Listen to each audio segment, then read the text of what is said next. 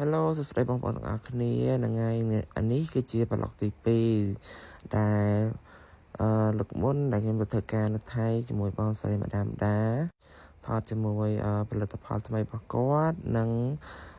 បើកបង្ហាញ presenter របស់គាត់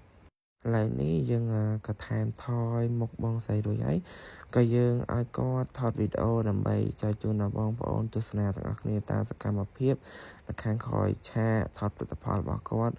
គឺមានការមមាញឹកយ៉ាងណានិយាយទៅបងប្អូនធីមការងារគេឲ្យអ៊ុយហ្មងឥឡូវនេះហ្នឹងហើយឥឡូវនេះគាត់មកពិភាក្សាជាមួយក៏ដៃគូសហការរបស់គាត់គឺបងស្រីភីមេបាទហ្នឹងហើយឥឡូវនេះនៅខាងក្រោយឆាកកំពុងតែ presenter របស់គាត់កំពុងតែថតវីដេអូអញ្ចឹងណាជាមួយនឹងផលិតផល Rejuvenate ផលិតផលហ្នឹងគឺនិយាយទៅគឺល្អមែនតើបងប្អូនទៅចេញលក់នៅទីផ្សារយើងហ្នឹងប្រហែលថ្ងៃនេះនឹងឯងឥឡូវនេះក៏បានដល់វគ្គបងស្រីម្ដាមដាឈរថត and on នៅខាងលើឆាកអញ្ចឹងណានិយាយទៅបងប្អូនក្រុមការងារធីមរបស់គេនិយាយទៅគឺឲ្យអ៊ុយហ្មងណាលយហ្មងបងប្អូននេះបងដាគាត់ថតចប់ហើយគាត់ចង់មកមើលក្រុមការងារគាត់តិចហ្នឹងហើយតបមកយើងក៏កាត់ចូលដល់បងស្រីភីមេឥឡូវនេះដូចគ្នាឈរ and on នៅលើឆាកអញ្ចឹងតិចទៀតបានថត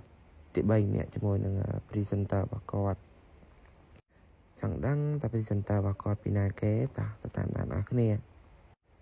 តែនេះហើយគឺជា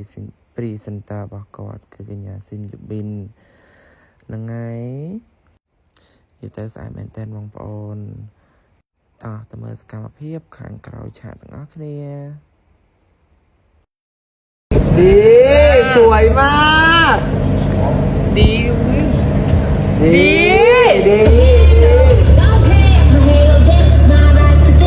โพสไว้สวยมากอีกอะไรนิดนึงแล้วมองกล้องสวยดีมากแอนคัท